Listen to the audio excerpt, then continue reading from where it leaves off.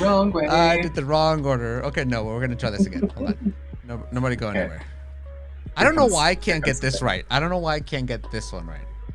It's Monday, and it's...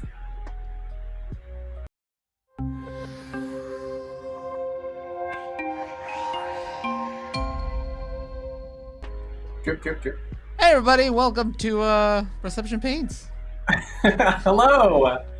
Hi Art, how are you? I'm good. How are you? How are you doing? I'm good. It's good to see you. Happy Monday. Happy Monday. Weather is getting warmer and It it's is. bright and sunnier, so I'm happy about the coming summer. I hope you guys are doing well too. Today at Perception Paints, we are going to be painting Endor. This was always my favorite planet as a kid too. Is that a weird thing? I just always loved the Ewoks and the forest and all that stuff. It is weird because it's not a planet; it's a moon. Oh, you're right. So yeah, and then when you say it that way, it is weird.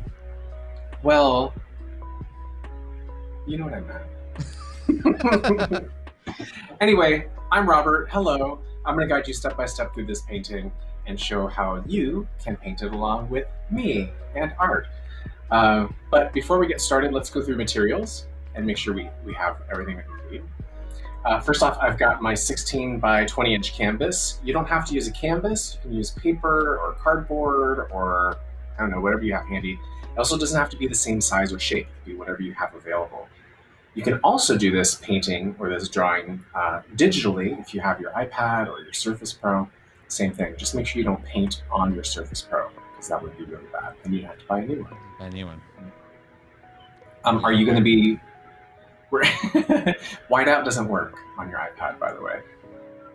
Challenge accepted. Are you digitally drawing today, Art? I am.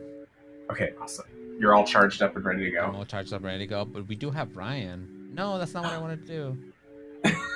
I opened the thing I didn't want to open. Art's going to pop up our Perception Paints Discord. Oh, Connie's here and too. You can find us at Perception Paints Share.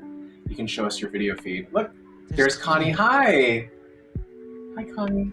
And then Ryan's over there on the left. Yeah. Oh, he will be. He's in the studio today, or the tavern. Yeah. Connie hasn't realized. Awesome. There he is. There she is. I love that slight delay. That makes me happy. Just where's Connie? Okay. Okay. So pop up on our Discord. That's where you can share your video and show us what you're working on. And it gives me a chance to take a look too if you want me to see how you're doing and help you out with any critiques or anything like that. Also, as we're working today, if you have any questions, let me know. You can drop us in the chat here on YouTube or on Facebook. We'll keep an eye on that and see what's going on. Yeah. So yeah, we've got our canvas here. Ta-da. Next up, you'll want a cup of water. Here's mine. I'll be using this to wash off my brushes in between paint colors to make sure I don't get any paints mixing. But you also want to make sure that you don't accidentally drink from that. So I also have a cup of water nearby just to drink. Have something to drink. The more you've had to drink, the better your painting is going to look. It's guaranteed. Although there's nothing in this but water and maybe a little lemon juice. I also keep a lid on it just in case, because I don't want to put my paintbrushes in there on accident, because that's happened many times. I learned my lesson. Next up, you'll want a towel. So here's my dirty, grungy towel. You can use a microfiber towel like this. You can use a dirty rag, paper towel, napkin, whatever you have available. But you'll want this to make sure that you don't have too much water on your paintbrushes before you apply the paint to the canvas. The reason you don't want that is because if you do have too much water on your brush, the water will drip down the canvas and rip the paint right off, especially if you're using acrylic like I am today. So I want you to get in the habit after you've washed your brushes off thoroughly with water, dab it dry with your towel or your rag, and then get the paint as you normally would. Okay? Speaking of brushes, I've got 3 brushes. These are my standard 3 that I use. I have a large, a medium, and a small brush. You can see my large brush is a 1-inch flat brush.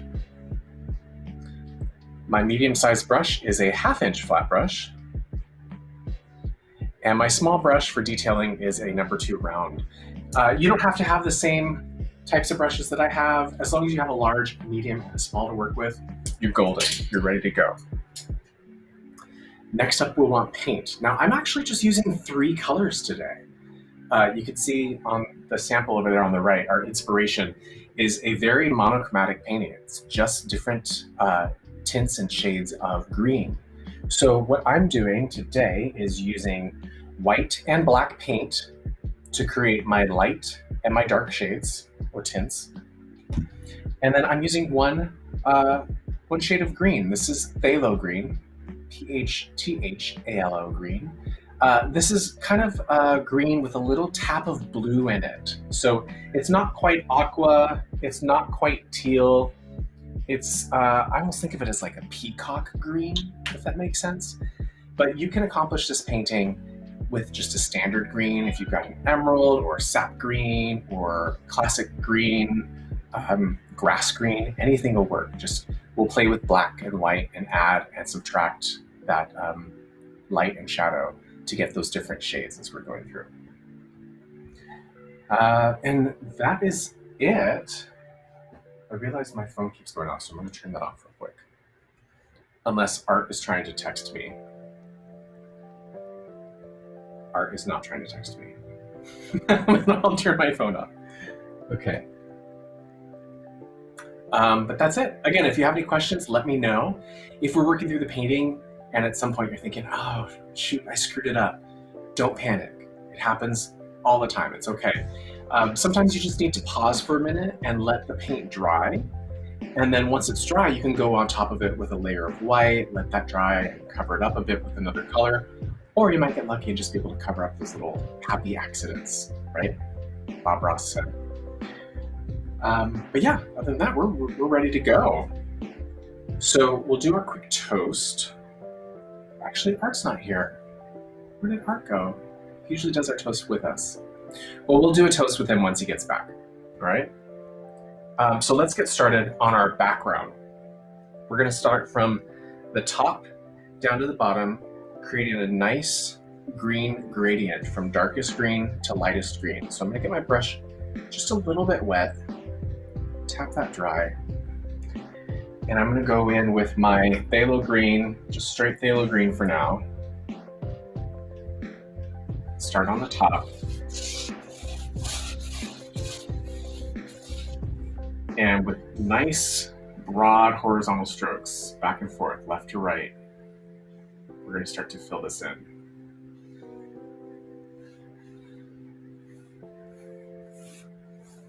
So if you've joined us for the last 2 streams, this is the 3rd in our series of Star Wars themed kind of travel poster feel.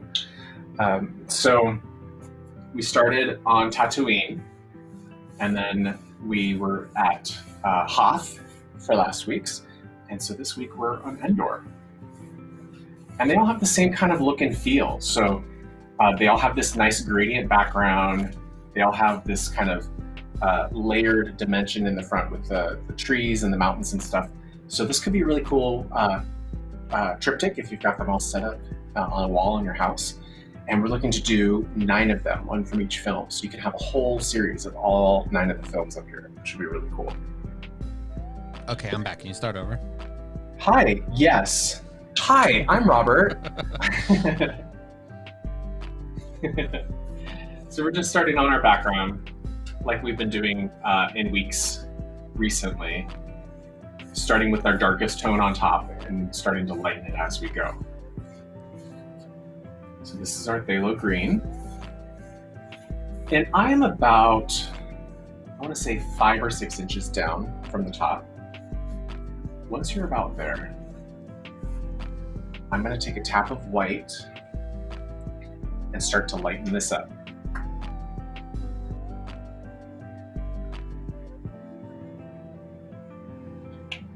Now when I'm blending colors, especially when I'm working on gradients, I want to paint right on top of it. And again, using those big broad strokes, left to right, letting that color blend. And we want to create that nice seamless transition.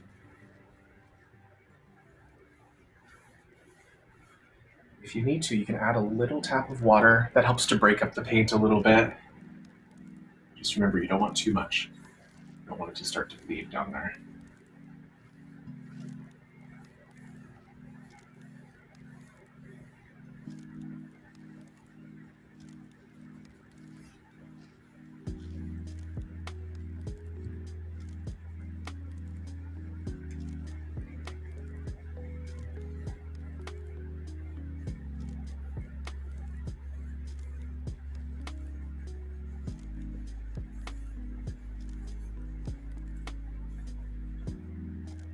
Go, looking good. I'm going to add some more white, keep bringing that down.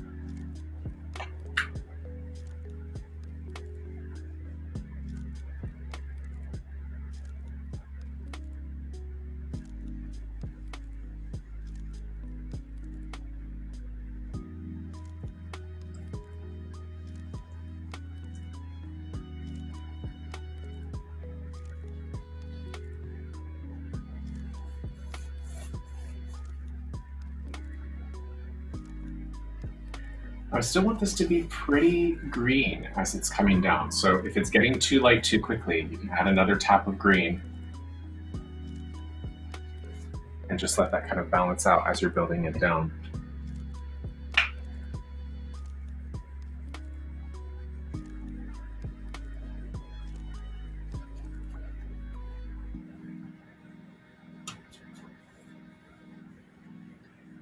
And as you're moving downward, if you have any spots or lines where maybe it's a little bit lighter or a little bit darker, that's okay. You have a little bit of texture going on, that's all right.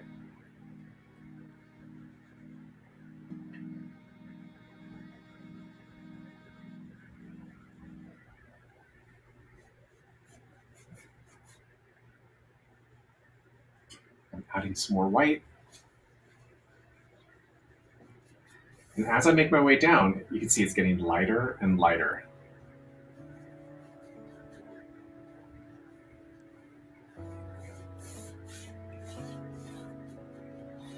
Unless you're using Photoshop, in which case you could just use the gradient tool and it'll be done in a second. But I'm painting this by hand, like it's real. There you go, good. See it like this. That's what it looks like so far. Nice, I like it. I like that it's got that haziness to it too. Get a little bit more white paint.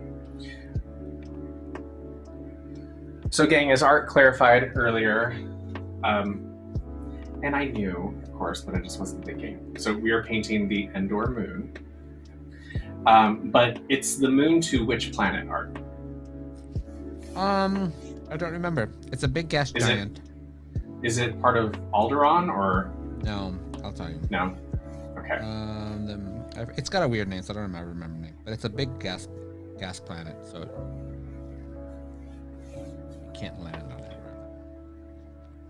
It would not be advised.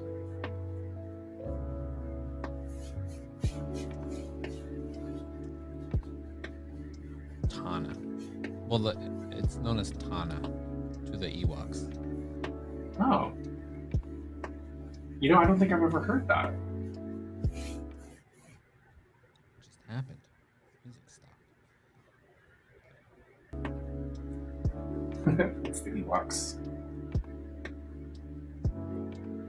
All right, so now I'm adding some more white, bringing this down. I'm gonna go about 3/4 of the way down my canvas. So if I split it up in fourths vertically, I've got 1, 2, 3, 4 down here. So I'm gonna go just about down here with this gradient. I don't need to fill up all of my canvas, but I'm doing a majority of it. And we're going nearly white toward the bottom.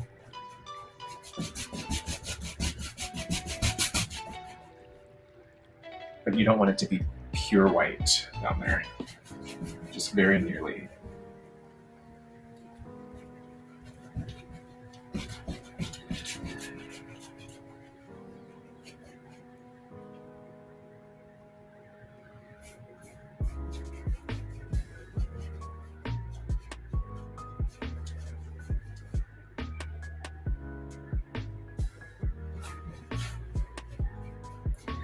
Connie, Art and I were laughing just a moment ago about how cordial and well-mannered Chunk and Cucumber were during Rime of the Frost Maiden, which I'm rewatching currently as I work. It's my nice background sounds.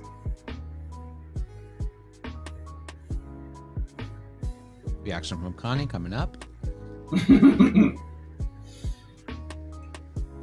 If you guys haven't seen it, make sure to check it out. It's good times. Oh, there she is.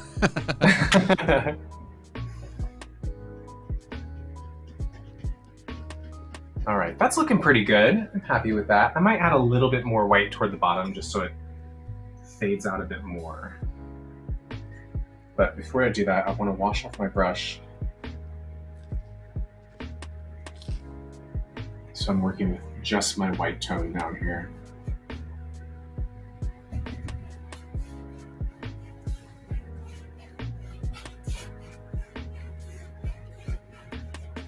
There we go, it's pretty good.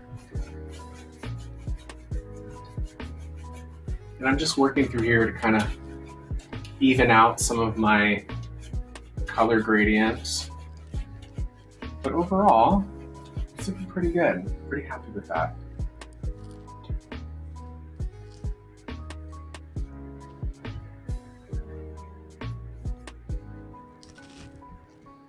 Just a little bit more.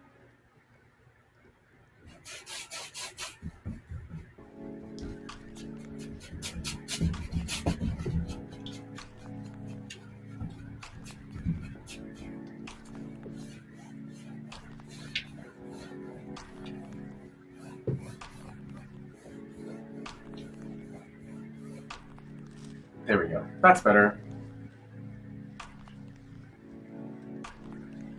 Art, what are you eating today? A little wheat wheels. Wheat wheel? Ooh, those are cute. Wait, is there sauce on it? There's Valentina on it. Yum. It's funny, at first I heard it and I thought maybe there were like campfire crackling wood sounds on the music that was playing. And I realized, no, it's just Art chomping away. On chicharrones. So funny. I love it. All right, so there is our background. How's everyone doing? Does anyone need any more time on the background? We're good?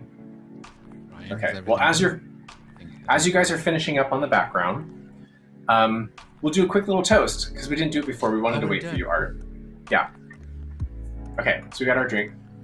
We'll drink and we'll paint the best that we can, and if it don't turn out right, who gives a damn? Cheers. Oh, I was gonna get a drink for this. I'll be back. He's gonna go get his like 10-calorie beer that he hates, but still drinks. Poor Art and his 10-calorie beers. All right, so we're gonna let this backdrop dry for a bit. And then what we're gonna do next is work on our layering of our kind of mountain hillsides and then our trees. And we're gonna build them up little by little to create that perspective as we go. So the first layer, you kind of see on the sample, I'm gonna have Art pull it up just so that we're all looking at the same page. And we can all see it together. So we'll wait till he comes back. But in the meantime, how's everyone doing? Good? It's kind of a weird Monday today. I'll be honest. It's been a weird day. Not a bad day, just kind of weird.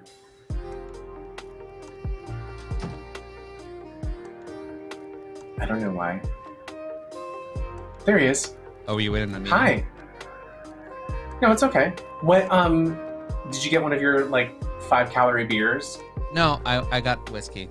I got honey whiskey. Oh, what? Okay, now I really need to go to the studio. You do? There's always alcohol here. Always. Well, you have to with all that felt around. Yeah. All right, so Art, if you could close up on the sample and we could take a look at the mountains up close. There we go. Okay, so right along this line here, on the opposite side. So you can see, let's go this way. There we go. Right along here, there's that lighter kind of area just behind the satellite dish area. So we're gonna paint that first, and then we're gonna build up that middle ground that has a satellite dish on it, and then third, we're gonna do the trees. Okay? So this first layer, let me grab my palette real quick. I don't typically mix the paint on a palette. I like to do it on the canvas just because, I don't know, I'm just used to it. But we're gonna do it on here first so you can take a look. So I'm gonna start with white, because when you're mixing colors, you always wanna start with your lighter color first, and then start to introduce the darker tone little by little. If you do it the other way, you'll be mixing paint for a very long time. This way you can just kind of watch as you go. So starting with white, taking a little dab of my phthalo green in there. And then with my middle-sized brush, I'm gonna mix that around and see what we get. We are gonna look for a tone that is similar to like about halfway down your gradient. So somewhere around here, we're looking for something like that. You want it to be still fairly light, but not so light that it disappears against this backdrop that we've created down here. And I think that's pretty good. About there. It's kind of minty. Okay, so now what I'm going to do, again, we're working with the bottom fourth of the canvas here. And I'm just going to create some hills. They aren't very slopey, they're not super jagged, but they are hilly.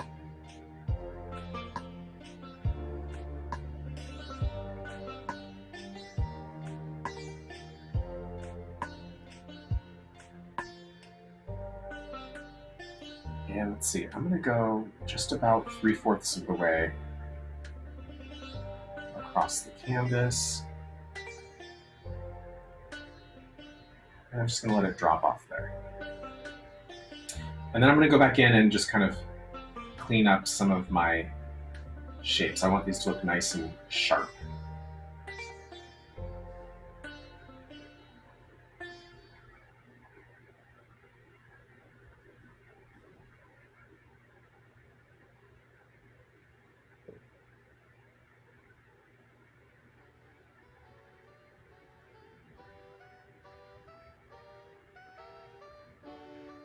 That's pretty good. Okay, so once you've got the top line of your mountains painted in, go ahead and fill in, I would say about 1 inch or 2.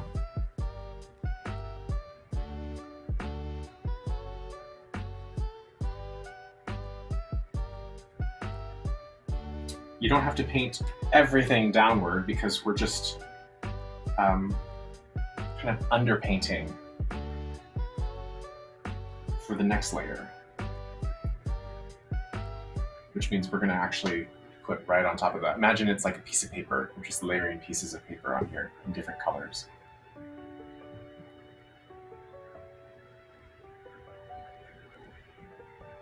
Right, that's pretty good.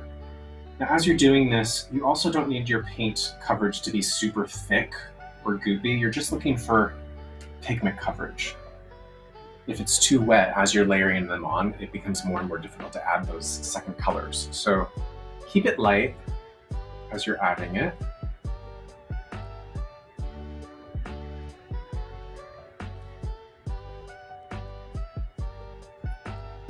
All right, how's everyone so far? Good?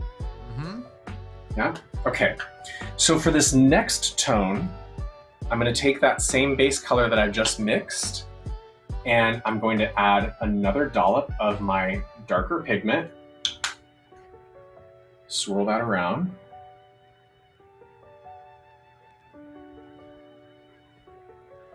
And now we're looking for a tone that is a touch darker than what we've got here, somewhere around in this range, not quite its darkest, somewhere around here.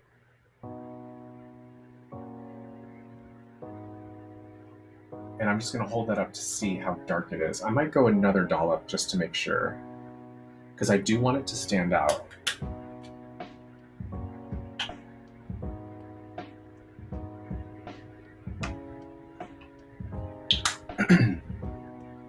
And again, I'm adding my darker tone to my already mixed lighter tone. If you try to do that in the reverse, it's much more difficult to add lighter pigment and try to pull away from that color value. So start light. You can always add a little bit more as you go. That's pretty good. I might go one more. I really want this to stand out.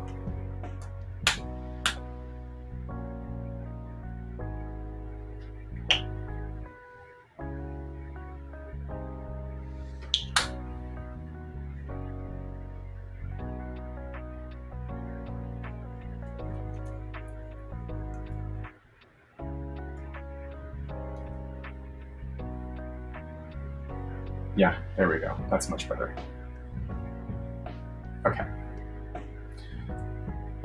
So now what we're going to do is we're going to paint mountains just in front of and overlapping the bottom edge of the mountains that we painted previously.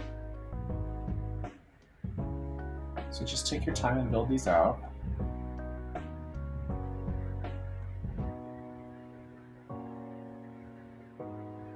I'm not painting the satellite dish just yet, but I know where it's going to live somewhere around here. So I'm just going to focus on the mountains first.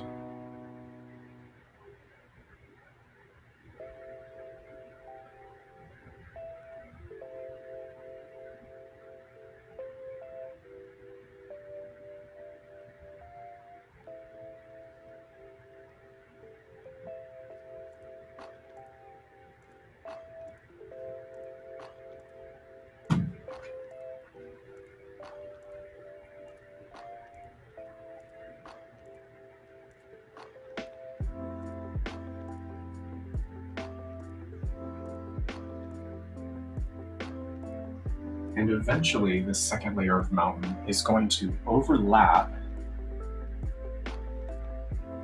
the first layer that I painted on the right-hand side.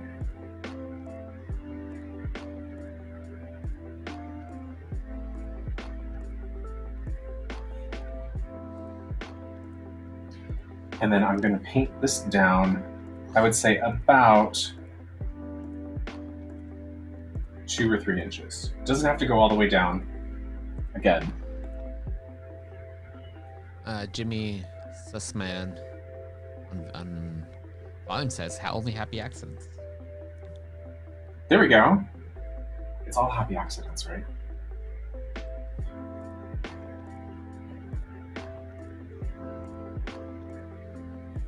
It was Jimmy on Facebook? On Volume. Oh, hello. If you're on Facebook and you're chatting with us, we can't see that. So come on to YouTube or Volume. Hang out with us. Yeah, come see us on YouTube or Volume. I was recording an episode of my podcast the other day, the Mr. and Mrs. Show, and we invited a guest to record with us, and they couldn't figure out the recording. Mm-hmm. Like, it's essentially Zoom. We use Zencaster, mm-hmm. but it's like the same kind of thing. Mm-hmm. They couldn't figure it out, and they're like, "Can we do this on the Facebook?" And I was like, "Oh, no, sorry. We'll figure it out. Don't worry about it." Zencaster's so easy to use. It's so easy. I think actually what it came down to, because I think it might be Google or Chrome based. They may not have had updated their Chrome. Oh, I see. Yeah. I don't really know. We haven't reached out afterward to find out, but that's what I assume. Yeah, if anybody's looking to start a podcast and you need a reliable way to do like a voice call, Zencaster is great. Zencaster has been really good. It makes it so easy to like split the channels for editing afterward. It's free, which is great. Yeah, and it doesn't save the call, like, you know, with the internet call. It saves the file locally, and then you can get each recording separate, so then you can adjust levels and stuff. So you get each voice Yeah, it's been great. separately. Yeah, it's nice. I love it. Super, super helpful.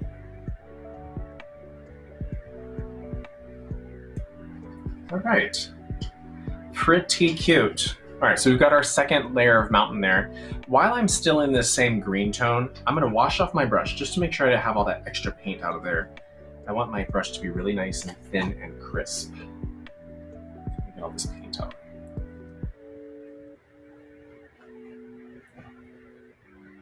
And give it a little squeeze so I have that really nice thin edge to it. And next I'm gonna paint the satellite dish, the little communication tower there. I think it's a shield generator. What? I think it's a shield generator. Don't quote me. Well, why is it shaped like a satellite? I guess because it sends the image. But I guess it is a satellite dish that is a shield generator. Oh, okay.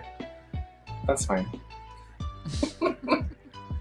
No, seriously, I trust you in what these specific terms are. It's the kind of details that I don't pay attention to when I'm watching the movies.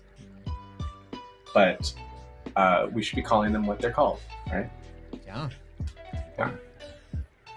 Hold on just a second. Okay. All right, so this is going to be coming straight up from my second layer of mountains that I've created at a little bit of an angle. So I'm just going to create a line upward that crosses over both layers of mountain. Right, there's the base for it. I'm going to continue that line nice and thin to create some of those, like pieces of antenna that are sticking up and out.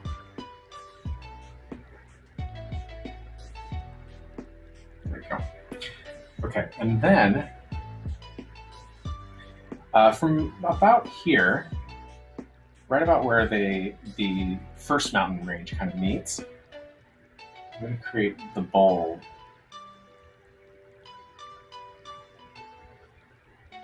of this generator dish. And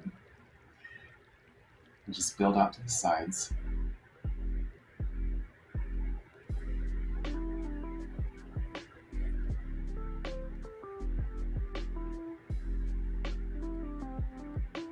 And then create the top part there. And fill that in. This is all in silhouette, so just take your time, build it out slowly as you go.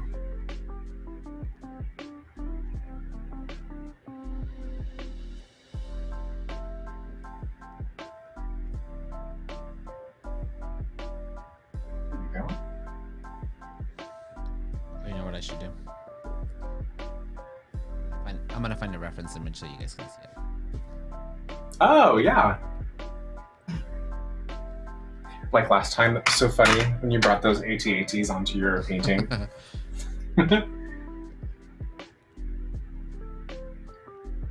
Yeah. Again, because this is silhouette, it doesn't have to be exact. Yeah. But if you can and you want to, go for it. Hi, Terrence. You aren't late. You're just in time. We're just having fun and taking it slow today. It's a mellow Monday. All right, here's what it looks like. Thank you for that. That's a beautiful reference. It's a big circle with little circles and an antenna. Yeah, Or oval, I like that. So there's a bunch of little guys on there too.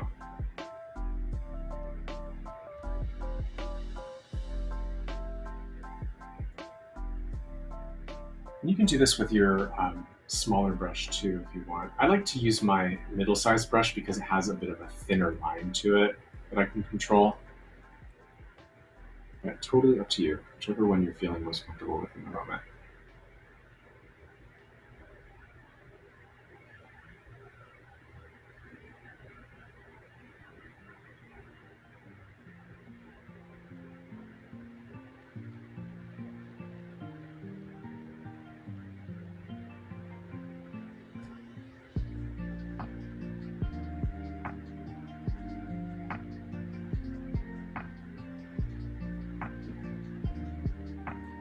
might add a little bit more.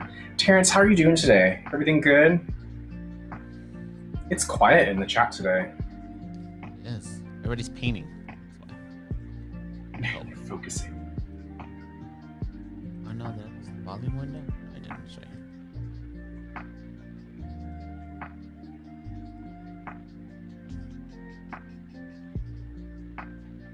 Yeah, that's pretty cool. I'm happy with that.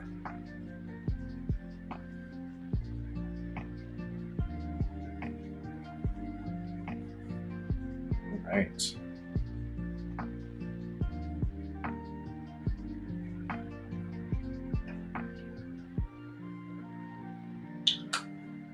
Everyone good on that? Ready for the next part?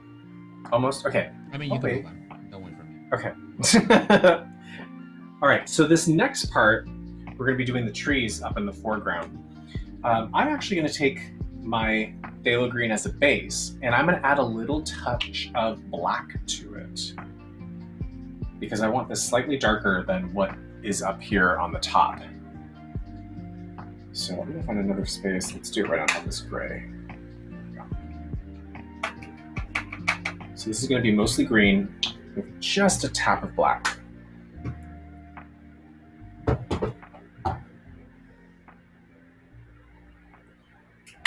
And just like before, when you're adding the darker color or the darker tone into the lighter tone, start small. You can always add more, but you can't really take it away, especially with black paint. Just remember, when you go black, start over again. Yeah. All right, so I'm going to swirl that around a bit. Actually, I'm going to use my small brush.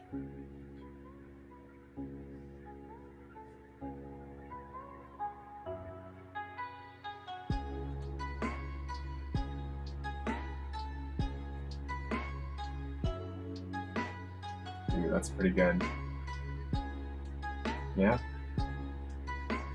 So you can see it's this rich, it's not black, it's got a like greenish hue to it. That's going to be perfect for our trees down there.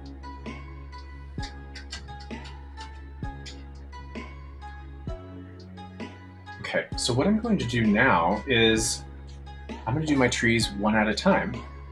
I'm going to wash off my brush, start with a nice, clean, thin, middle-sized brush so I have that thin edge on it. Okay.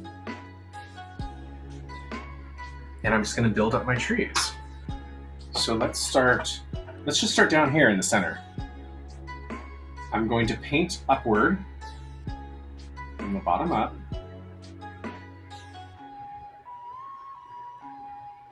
Right about there. And then I'm going to get a little bit more paint on there. And what I'm going to do is I'm going to tap.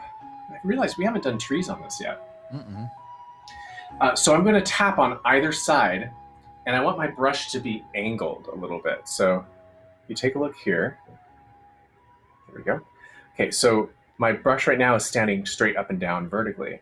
I want to angle it so it's at a bit of diagonal either side. That's going to be on the left side of the tree, and that's going to be on the right side of the tree, at just a slight diagonal. And I'm going to tap this downward very, very gently at first, because I don't want it to be super bristly on top.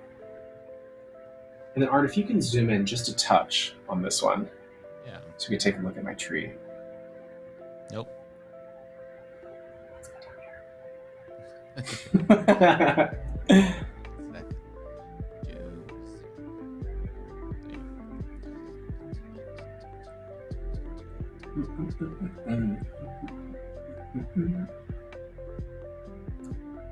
We'll get us there. Ah, perfect. Okay. So what I'm doing is I'm tapping gently on either side. So it creates kind of that like bottle brush effect.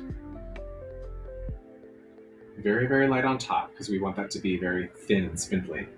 And as I make my way downward, I'm gradually going to allow that to get larger and thicker and longer toward the bottom. So it starts to build out a little tree shape. So again, start small on the top,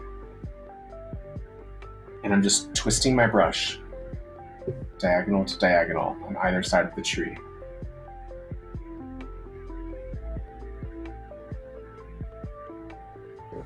And then once it gets down to about here, past, it looks like snow down here.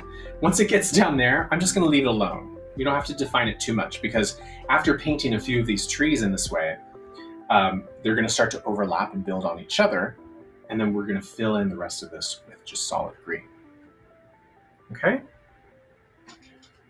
There is a tree. Now you're going to paint 25 more of them.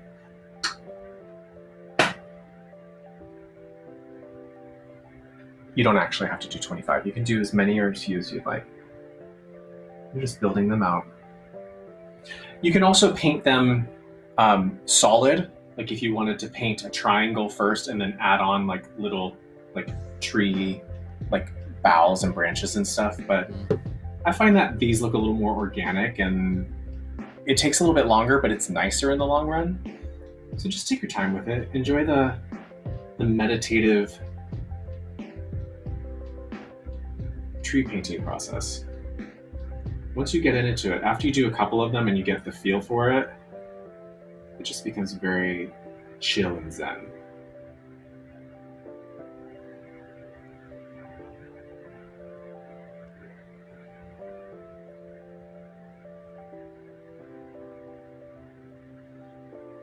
Now, if you've never painted trees before, and if by chance the top of your tree just looks really thick and heavy, that's okay. You can take just a tiny tap of your paint and very, very thinly tap toward the top of the tree to lengthen it, give it some height, and that helps to compensate for anything that's maybe just a little too bushy or bristly toward the top. So I have these two trees here. I'm going to put one right in the center, just about there. And just like before, tap, tap, tap, tap, tap, tap, tap. And I'm going to let them overlap. So there's a little bunch of trees there. I'm doing this all along this bottom edge of the canvas. And you can see by the sample up on the top right, there's kind of a hill going on in this foreground too. So on the far right of the sample, you can see the trees go up a little bit higher. And then on the far left of the, oh yeah, there we go. And then the far left over here, they go a little bit higher again. They kind of slope down in the middle. You don't have to do it just like that, but feel free to use it as a reference.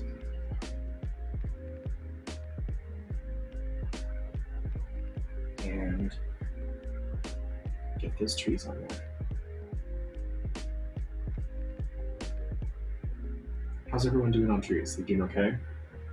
Yep, it's slow. Sometimes it takes a while, yeah. And sometimes it takes a minute to get used to it too. Just make sure that when you're tapping or stippling those tree branches on either side, that you keep your brush at that diagonal. Diagonal on this side, diagonal on that side. This side, that side. You don't want it to go horizontal and straight across, because then it starts looking like Christmas lights or a pipe cleaner.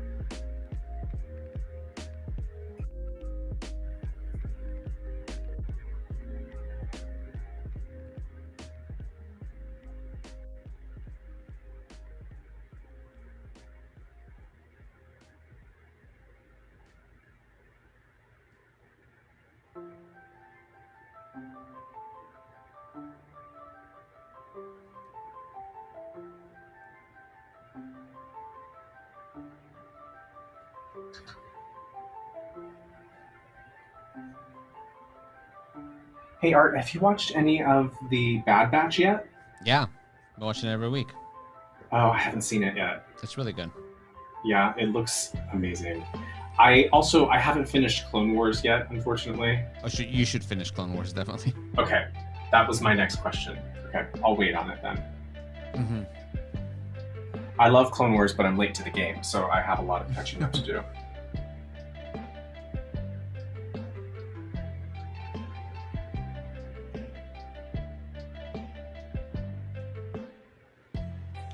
Yeah, definitely. It's Bad Batch is almost like the next season of Clone Wars. That's what I thought. I mean, it looks like it's just a straight up continuation, so I'm excited about it.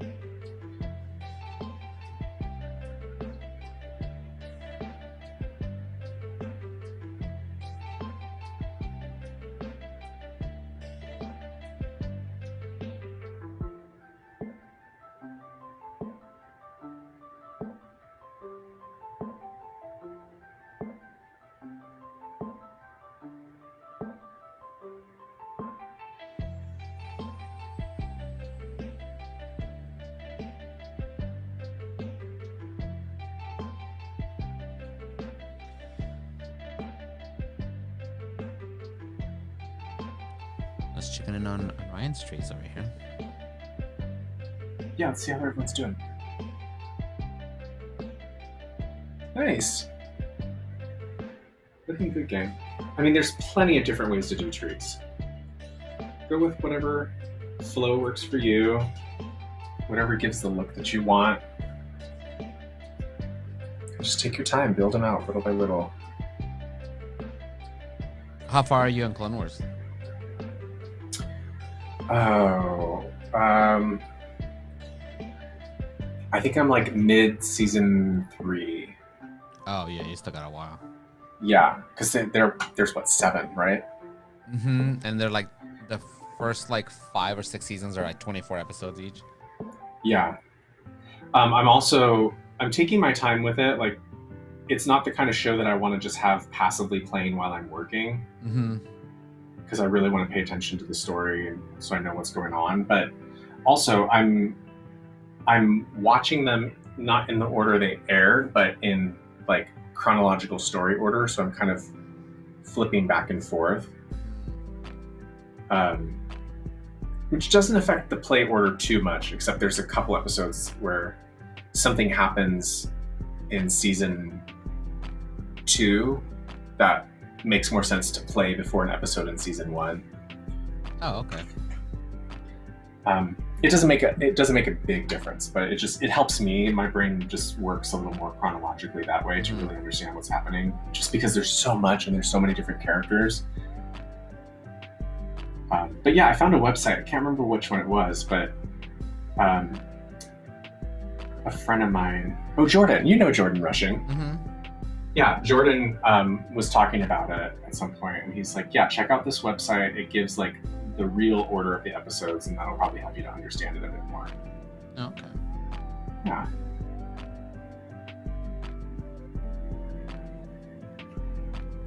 Look at all these happy little trees. Now, as you're going through, if you're painting them like me, you may find that your trees start to get a little bit bushier and kind of thick and heavy. That just means you might have a little too much paint on your brush. So from time to time, just wash off your brush, start again with a nice clean brush again.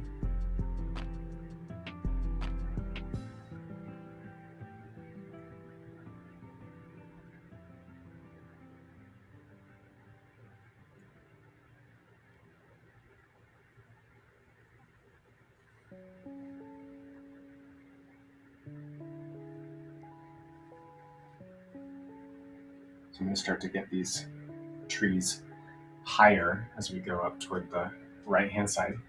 And they don't have to alternate. You don't need to have tall tree, little tree, tall tree, little tree. Just kind of play around with it. Maybe you have a few of them growing up higher before you have a small one right next to it or something like that.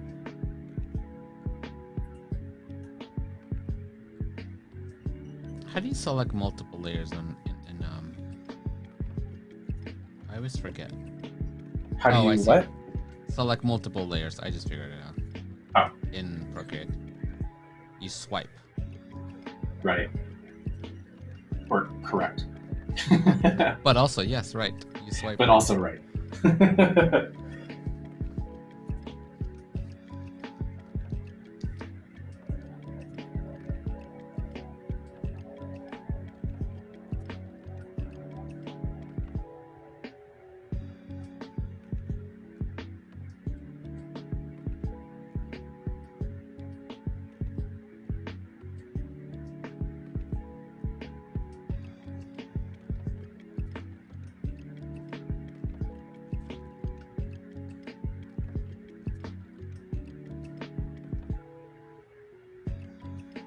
Oh, Amber sent me this link on Etsy for the most beautiful painter's palette I think I've ever seen. It's like clear. Um, is it acrylic? It might be. I can't remember what it's made out of. It's a clear material, and someone has put like wildflowers and stuff in it. Mm-hmm. Oh, cool. Sparkles and stuff. Yeah. So that'll be my gift to myself coming soon. It's so cute. I just can't decide which one I want because they're all so pretty and they're all handmade. Oh, I should send you my friend's website too. I have a friend who quit. It was really cool. So COVID happened, and he was a school teacher at a. It was really cool. He was an art teacher at like a charter school, and like he got to do like what you think a real art teacher at an elementary school do. Like he did just all kinds of art projects, and he was full-time employee. And I was like, man, I'm glad the school like took it seriously. And that sounds amazing. He's also a puppeteer, and so so when COVID happened, he started doing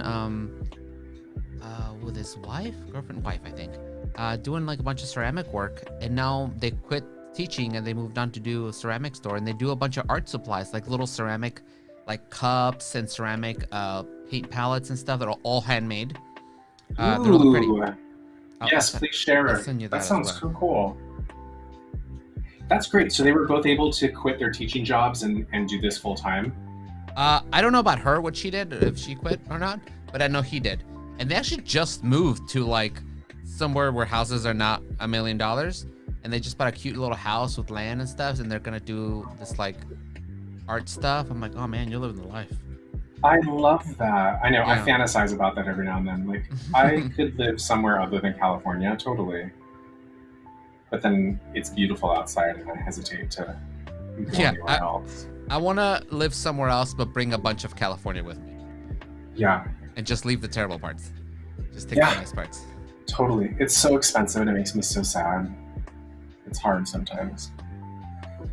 The Shino fangirl finally fully vaccinated. Yay! Yay! Oh, congratulations. I'm so glad to hear that.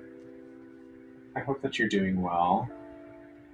It's been a while. Everything good? I'm spying on Connie. Okay. Hi. She doesn't know yet. It's going to be a few seconds before she realizes it. How's Ryan doing? I can't see. He's in front of his finger. He's going to reveal at the very end, like, Drag Race Queen. Connie figured does that. She's like, don't look at me. She's painting with her mouth, apparently. Oh, there's nice. Shino fangirl, I'm going to give myself another month to see if the world gets any better before getting my second tattoo. That's smart. I want to get my first tattoo. Yeah. What are you going to get? I think I'm going to get a rabbit alebrije. Cute. And I think I found the art. Like my first tattoo, I wanted it done by a Mexican artist. Yes. So I found one like 3 blocks from my house, and he's like ridiculously amazing. Like, I don't know how much he's gonna charge me, but he looks like one of those guys that's gonna charge me a lot of money. Because he's you never know. Like he does like photorealistic stuff. Yeah. So I need to go talk to him at some point, maybe this summer. That's cool. Get a rabbit. And you've never had one before? Nope. It's painful. Yeah. But I have a couple here and there that I've got. I don't love mine anymore. But I also don't want to pay and deal with the pain of having them removed, so they're just kind of there. But that's what happens when you get them in your 20s. Yeah, no, everybody who got them in their 20s or like, 16 or whatever, they have with the one stupid little tiny tattoo that's ridiculous. Yeah, it's like, I don't need this anymore. Connie says it's getting really crazy. Even the less populated areas like no bueno. Yeah, it's just, I think right now rents are really high because there isn't a lot of inventory. Like Jared lives on Zillow and there's nothing available in our area ever, like anywhere. It's really weird because It hasn't been the case in a long time. But like in like 10, 15 years maybe or so, all the baby boomers are gonna die, and then poof, a ton of market is gonna be available. Not that I'm wishing their deaths. I'm just saying this is gonna happen because they're. Oh, I am. Age. I'm just kidding.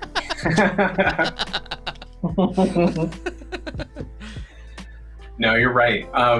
Yeah, but it just keeps getting more and more expensive. Thankfully, we have a good landlord who we've had for many years at different locations. Like, she just owns multiple townhouses, so she doesn't raise the rent on us or anything like that, which is great. But it's still not cheap. Yeah, and unfortunately, Amber have this like attachment to the sea, so we keep not wanting to move away from the ocean. Yeah. It's expensive. But you guys can move to like coastal Mexico, and it could still be very Californian and be less expensive. I see BuzzFeed articles about people moving to Mexico from California, and they love it. And they live on like $1,000 rent a month or something like that. It's like, yes, please. You know, it was one of those things. Like, if there's no way to have known, but if we had known to like that COVID was going to be so long, we could have just left to Mexico and just lived over there. A couple of my coworkers left California almost immediately after, and not necessarily to be like, oh, let's get out of California, we hate this place. But it was like, no, now's our chance because we can work from home. Yeah. Let's explore this. Like, one of my friends moved to North Carolina, another one moved to Chicago, which I don't know if it's any cheaper, but I mean, it works. Yeah.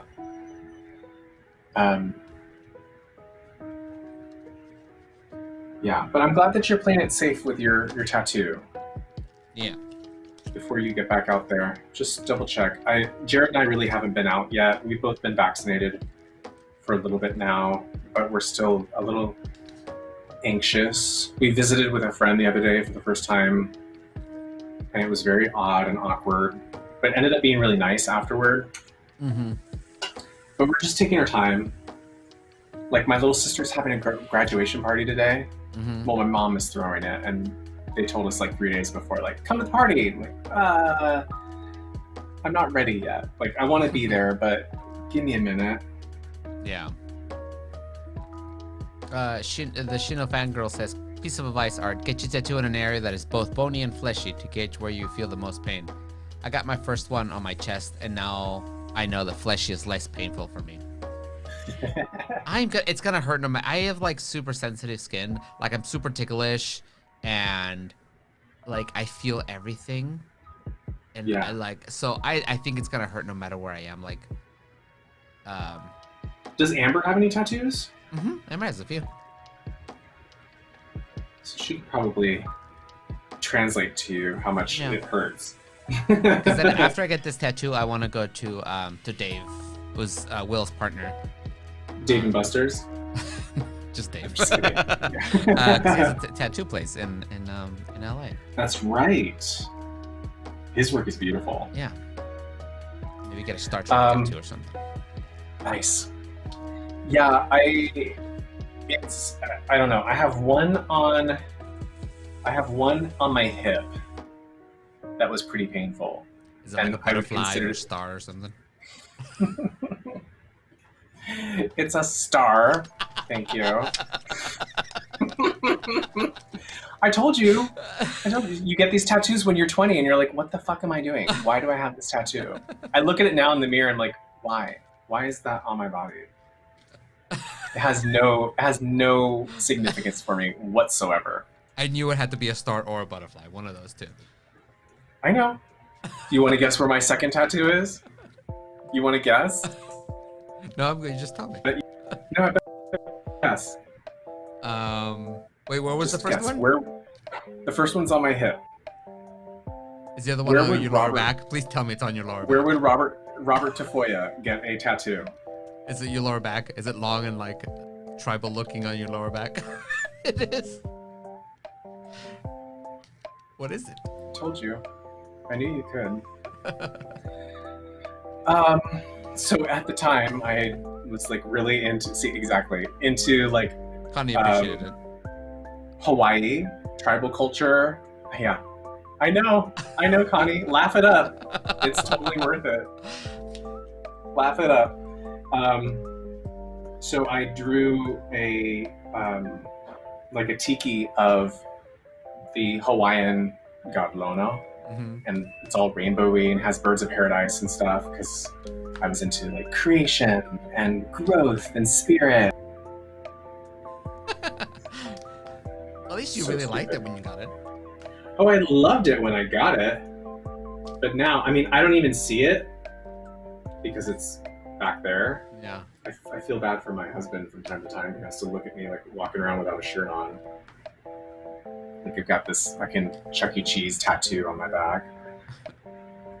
Do you remember Brienne for Playhouse? Yeah. She had a lower back tattoo, and I was the one who who pointed out that her music note was backwards. That's right. She's like, oh. She's like, you would be the one to notice that. It's like, I'm sorry. But your quarter note is facing the wrong way. Oh my god, Art, I forgot about that. That was so good. Because to do the tattoo transfer, they draw it and then they do a like flip reverse transfer to put it on there. Oh my god, that's right. I totally forgot about that. That was so good. She didn't believe it at first. She was like, "What? No, wait, it's backwards." Oh, it's so funny. Yes, Robert has a tramp stamp. Because in his 20s, Robert was a tramp. And so it made sense to have one. Connie says she wants Danny to do a nerdy tat for her too. Yeah, I love his artwork. It's really cool. The two of them, Dave and Will, are both awesome artists. And then Shano's got a paw print with my dog's eye inside it above a pair of open scissors because I'm a dog groomer and it's my life. Aww. I like that. See, that makes sense. I'm not Hawaiian. I wasn't born in Hawaii. I'm not a, like, I don't do greenhouses or tiki. I don't have any of that. And star? I mean, how generic can I get? I'm like a star-bellied Sneetch from Dr. Seuss. Like, what? Also, I want a cactus bracelet tattoo. A cactus bracelet tattoo. Okay, what's that? I don't know what that is. A cactus? You know what cactus is? Yeah, but like, what's a cactus bracelet? Like a cactus, but like a bracelet around my wrist. Oh, do you want like little succulents like joined together? Yeah, but like the flat, like the Mexican cactuses, the flat, fanny ones. Oh, the flat ones. Not like big ones. Old Saguaro, like no, okay. The flat ones, like the ones with the Mexican flag. Those. Okay, that'll be cute. I like that. I need like 3 or 4 Mexico tattoos before I move on to Star Wars and Star Trek. Yeah, just so that everyone knows. Oh well, Connie says I got Will's my mom Will's Space Latina shirt for her birthday. She loved it. That's awesome. I love that shirt. It is a good one.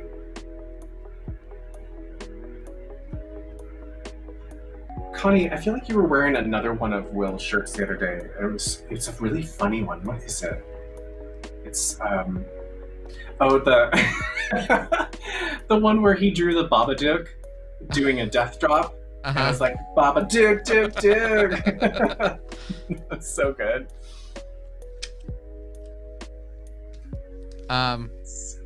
We'll also design the funniest shirt. I don't know if you've seen the bargaining unit shirt that he designed when we were going through negotiations for Junior. No, I don't think so. Weirdly, they kept, every time they talked about us and they referred to us as the bargaining unit. You know, because of the bargaining unit, because you guys are the bargaining unit, they would do this with their hands. The bargaining unit, they would do this all the time. For some reason, that was, and so Will made a shirt that it was like a little hands making a little square that said bargaining unit, and like puppeteers wore it all the time. That's really good. It's really good. It was awesome. That's so weird. Who was referring to you? Like the lawyers or the lawyers, management, everybody. Whenever they were That's like, so "Oh, this weird. we have to do this way because the bargaining unit." The end of the bargain. A bunch of weirdos. What is that? The buzzing. Yeah. I think it's my garage door. Oh, okay. Jared may be going down there to work out or something. It was very hummy for a second. I thought it was me. No, it's just below me. I'm gonna build up Ashina Girl these says, trees. my next one is going to be a snake tied to a sailor's knot on my upper back. For many reasons, connected to my Irish heritage and my grandma.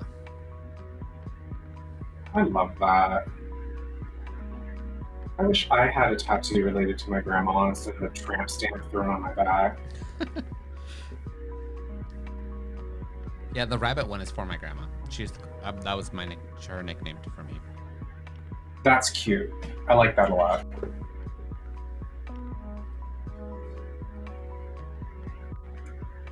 But you know, I grew up with like no culture whatsoever, which probably explains why I have no connection to my tattoos because I got them for no real reason other than to get them. My mom actually talked me into getting both of them because she's got 12 of them or something. My mom is covered in tattoos. Oh, wow. I drew her first tattoo. It was a little spider that I drew when I was like 8. And she's just getting more and more over the years. I mean, She's like, come on, go get one. It'll be fun. Not all tattoos have to mean anything. Sometimes they can just be for fun.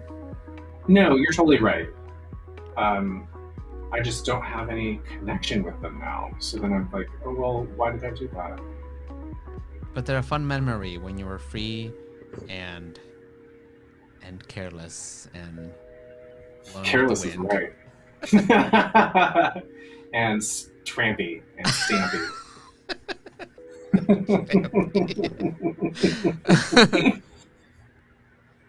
Wolverine. Oh, Yeah.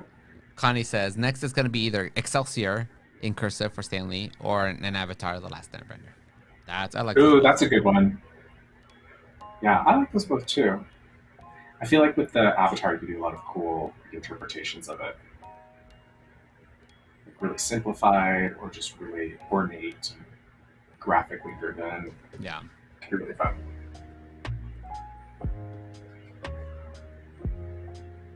My next tattoo is going to be right across my chest, and it's going to be Will's illustration of the Babadook doing a death drop, and it's going to look like he's grabbing my nipple on the back.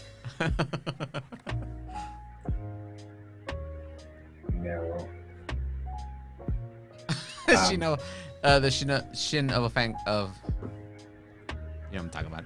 My mom, I can't read. My mom hates tattoos. She was horrified when I got my first one, and whenever I mention the list of others I want, she gets this constipated look on her face. Yeah, some parents don't like the tattoos. Yeah, they really don't. I think it has like a my baby response. Like, what have you done to my baby's body? It's a little weird. I acted like that when I found out my mom got a tattoo. I didn't know she was getting one, and I think I actually said like, if you get a tattoo, you're not gonna be my mom anymore, or something stupid like that. Like as an 8-year-old, and then she's like, "Oh well, because I got one." I was like, "What? What did you do?" For a new mom. Yeah.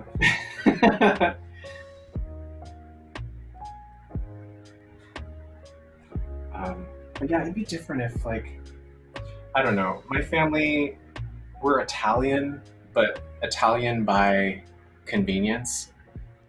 So no one speaks it, and no one knows anything else about Italian culture, but they really love pizza and pasta and the Olive Garden and Buca di Beppo. That's as far as Italian goes for us. The type of family that like puts Veni Vidi Vici in like weird Tuscan art print that you'd get from Living Spaces or something. They're like, we're Italian. We're going to wear Italian shirts and be really proud of our culture that we don't have. It was always very odd. So I was not about to get an Italian flag or anything because I was like, wait, we don't do any Italian stuff other than eat.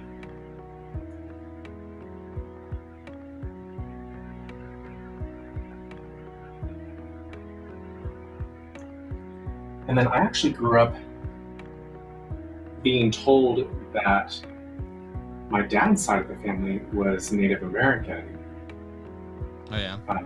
Shoshone specifically. And so I owned that for a really long time. But then when I was applying for colleges and thinking, oh, I could take advantage of some scholarships and stuff from the tribe and Yeah. reach out and do all of that.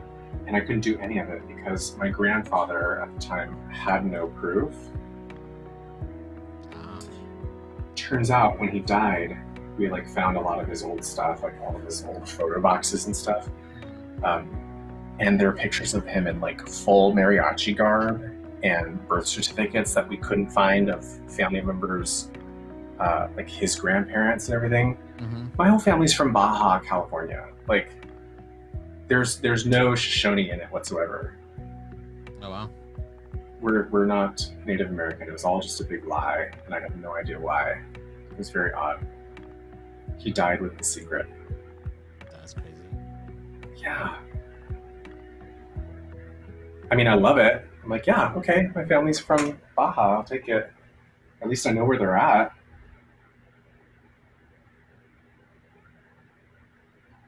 But it is kind of weird growing up thinking that you're one thing for Yeah. like 20, 25, 30 years of your life, and then, oh, I guess that's not who I, yeah, it was very weird.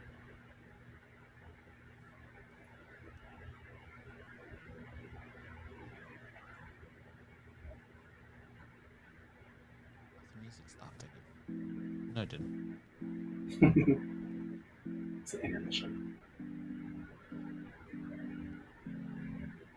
It's also weird too, like finding that you're part of a culture in a way, Yeah. because That you didn't know. I don't want to. Yeah, I didn't know about it, and then I also don't want to jump on the train and be like, "Look at me, Mexico," because I didn't grow up with the culture. So then it just feels like a form of appropriation. It's very odd. I don't know who I am. I'm just a tramp with a stamp. So part of your family is from Mexico. Yeah, like all of my dad's side, with the exception of his mother, and it goes back like I have a family tree of like 6 generations, all in Mexico. And I had no idea. It was cool. It was cool to find, but it was also very odd. Connie says that she found out last year she is 1/5 Native American. I was never told, and my parents were all like, "Yeah, that checks out." Like, what the fuck? You didn't tell me. Yeah, I mean, why wouldn't you embrace something like that?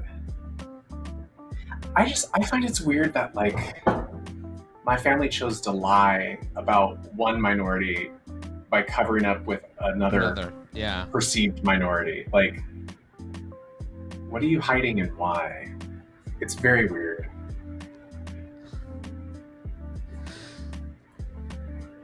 MJO says your grandfather was obviously a super spy, Robert. Great job outing him.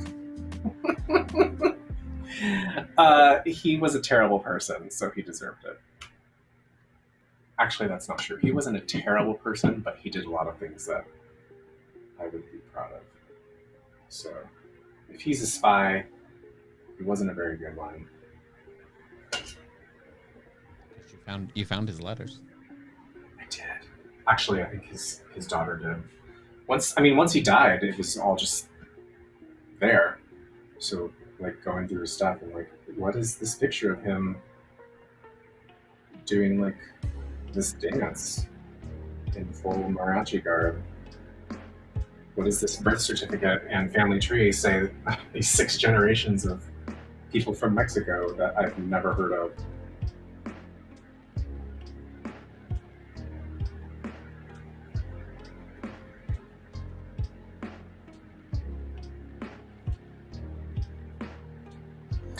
Jared seems to think that because my grandmother, my dad's mother, was Pennsylvania Dutch, Mm-hmm. that her family, like most families at the time, this was Mhm. like 40s, 50s, earlier than that, 30s or so. Probably racist as all get out. And so I guess Native American sounded better than Mexican. I don't know. Yeah. It's terrible either way. Yeah. But I get that. But that is logical. Like, that would make sense, right? Mm-hmm. Shino Fangirl says, we didn't find out that my grandma was 100% Irish until after she died because she was born from a secret love affair that her family was covering up. Whoa. I mean, that's so cool. Why wouldn't you share that? Especially, like, your grandmother, I assume, probably died at a later age, 70s, 80s, 90s. At that point, I would be like, who gives a fuck? I'm the last one surviving. What am I trying to hide? Yeah. Like, I want to give that to my family so that they can embrace the Irish heritage that I unfortunately didn't get to live with my entire life because I chose to hide it. Because now you're probably left with no culture because they hid the culture from you for so long. You're like me, where I'm like, I don't know what I am. I'm just here. Oh, I thought I was mostly German before that. Well, I mean, that's okay. You can be German. The nice German, not the bad German. Just kidding. All right, so I've painted all my trees across, and now what I'm doing is with whatever leftover paint I've got, I'm really just kind of stippling, tapping texture underneath my trees. So I still want to get that kind of foliage look to it. I don't want to just paint it solid all the way across. So I'm just tapping through. I might actually change to my larger brush. No, I'll keep smaller. The smaller the brush, the more texture you get. So I'm just building this out, creating that ground cover. Oh, your grandmother still has 3 sisters alive. Well, okay. Then it's a secret still. So did the sisters not know too? Are the sisters also Irish and thinking they were German the whole time? We should make this a show. Family Right? gossip on Perception Studio. It's so funny. I mean, like every episode of Perception Paints, we never talk about the topic at hand. It's always just like, what's going on? Where were you born? What? Yeah, Why we do you finally hate have Star Superman? Wars on the show, and we're not going to talk about it.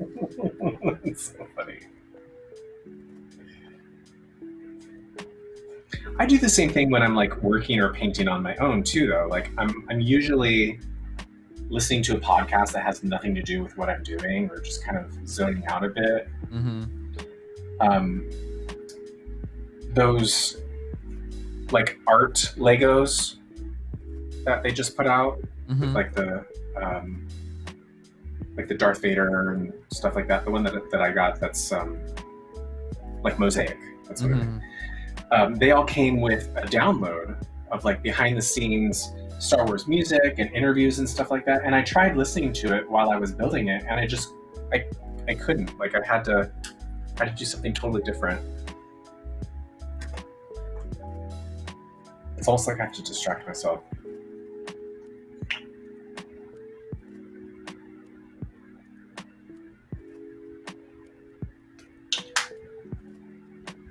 MJO says so on brand. PC.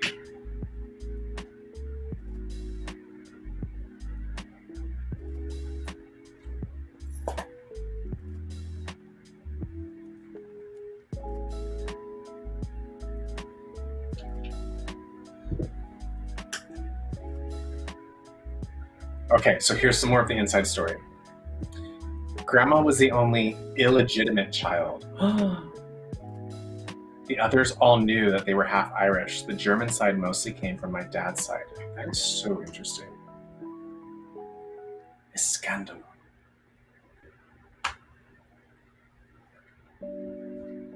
How sad that your grandmother would be deemed illegitimate. Like they had to hide that. I mean, I guess it's the times. Although, I suppose people would probably do that today too. You don't want anyone to know.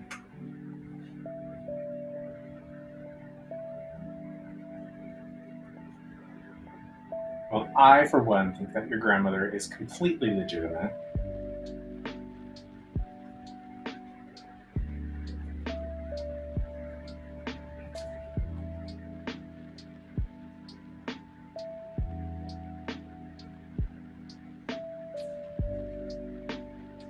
Especially, I'm thinking more on it. I'm just like infuriated. Especially when you think that your grandmother didn't ask for that. Like, your grandmother, first of all, didn't ask to be born. Second, didn't ask to be born outside of a marriage or something. Mm-hmm. But then she's the one who, this burden of truth and culture has been put upon. Like, that sucks. That's not fair. I don't like that at all. My name's Robert Fisher. I do not approve of that message. Shino Fangirl also has Russian, English, French, Polish, and Canadian. She would love you. She was the best lady ever. Aww.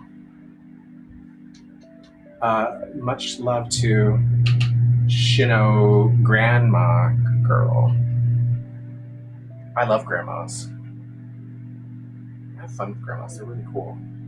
I kind of got along with my own grandmas for a while until I started developing my own thoughts and sense of logic and of what is right and wrong and what is racist and not racist. And yeah, but before that, we got along great. I get along with most grandmas as long as they're not racist. then I can't. I just can't do it. I'm pretty upfront with it too. I know that some people are like, "Oh, it's their age," or "They don't know any better." Shit, they know better. They've been around for 90 years. They know exactly what they're doing and saying. They also know that it's not right. And you can gently say to Grandma, "Grandma, you can't call them that. That's not nice. It's not appropriate." I've had a couple friends have me meet their grandmas, their racist grandmas, just so that I can, as like the bitchy gay, call them out on their racistness. Where like I've been invited to family parties and they're like, "That's her." Like, "That one? Okay. Hey grandma," and then I'll like call her out on her shit. It's happened like 3 times. People should pay me. Start renting me out. All right. There's our tree line. I love it. How'd you do, Art? Me? Good. Yeah. Yes. I love that. I made more tree lines. Oh, yeah. Nice. I really like that. I also like that yours has a very deliberate dip toward the center. So I wanted That's to really see nice. the trees on the outside. Yeah. Beautiful. All right. So now I'm going to add our last little touch. Now that our gradient background has dried, I'm going to paint what I assume to be the sun, but again, I don't know. You could also put the Death Star back there. You can. But I'm going to keep it simple and solid. This is going to float right about here, kind of in the halfway point between the top of my tree line and the top of my canvas. And it's going to go in about 4 or 5 inches. So I'm going to start with a dot right there in the center. And then I'm going to build out from that dot little by little to paint out a circle that's about 3 or 4 inches. Start small. You can always make it larger. Take a step back every now and then to make sure that it's in the location that you want. Make an adjustment to move over to the left or the right, or up and down as you go.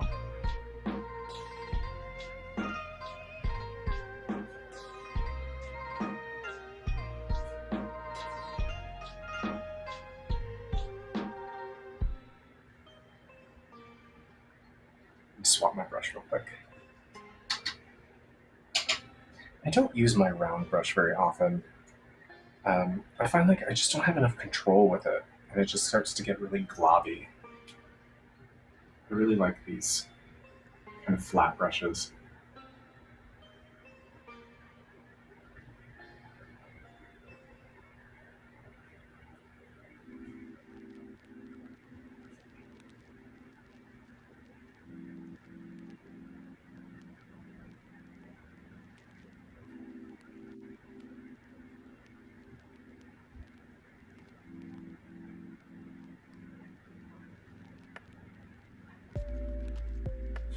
It's also important too, as you're doing suns and moons, or even just circles in this way, just take a step back, take a look at it, make sure it's looking the way you want to. It's not turning out like an egg, or it's kind of wobbly on one side. Just build it out little by little.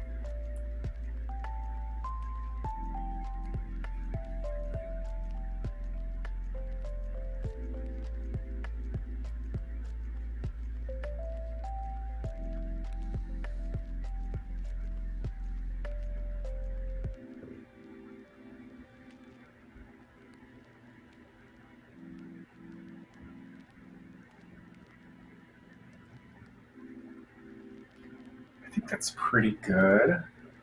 Yeah, I don't think I want to go any bigger than that. I know I said like 4 or 5 inches, but I think I might just keep it small.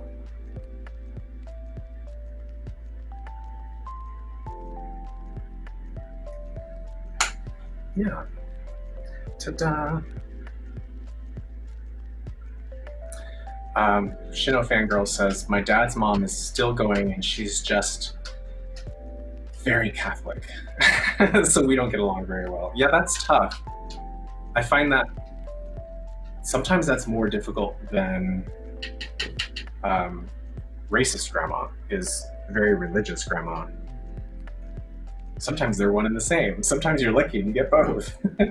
Yay. Religious racist grandma. Oh well. Like you said, Art, they're all dying off, right? For better or for worse. They're all dying off. It's not the size that counts. Lies and fairy tales. No, I'm kidding. It definitely doesn't matter. All right.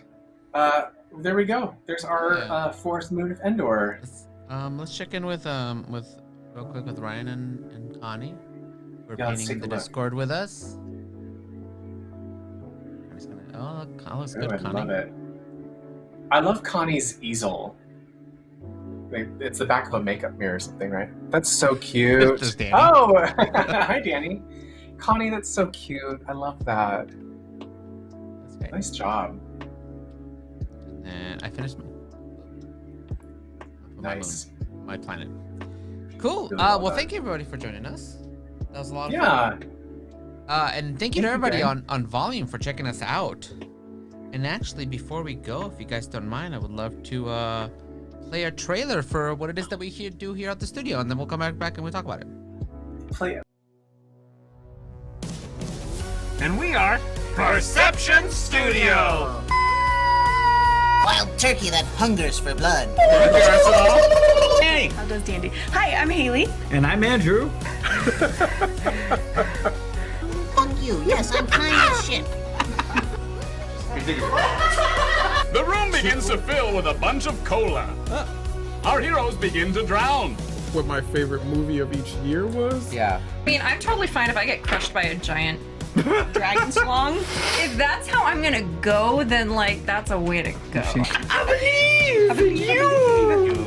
I say, tickle this, bitch, and I take. We'll send a figure later. That was almost good. Donation of $200 in Oprah Bus. Look under your seats because everybody gets a reroll. So you get a reroll. You get a reroll. You get a Yeah, I hate it so much. And people are like, no. You know, sexual stuff. But we're just a little more grounded. So your progression is in the sky. Get in here. Get in the brain. I gotta stop squeezing out of. Scoot your fucking chair over. Is that better? No, go away. Oh, Jesus. Well, yeah, that's it. Thank you everybody for joining us. Make sure you guys follow us on Instagram, Twitter, and join our Discord at rollforhotness. Nope, that's not it. Discord.rollforhotness.com. I will type it in the chat, and then yeah, and then we'll be back next week with some more Star Wars paintings because it's Star Wars. That's right. Month. I don't know what to call it. I don't know. It's we're doing a series of Star Wars themed paintings, so that you can create your own gallery in your own home. Yeah. Yeah. So Thank you guys for joining us. Yeah, thank you so much. Make sure you guys come back to what's today? Monday. Tomorrow night for Solace Legacy, and then Wednesday night for Perception. We're still doing our partner push. So we still need people on Tuesday, Wednesday, and Friday nights especially. Just make sure you like follow us and make sure the notifications are on so we can you can see where all that stuff is. You know when we're coming on. Perfect. So that's it. That's it. All right. Good night, everybody. Thank you Bye, so Dan. much. Bye. See you next week.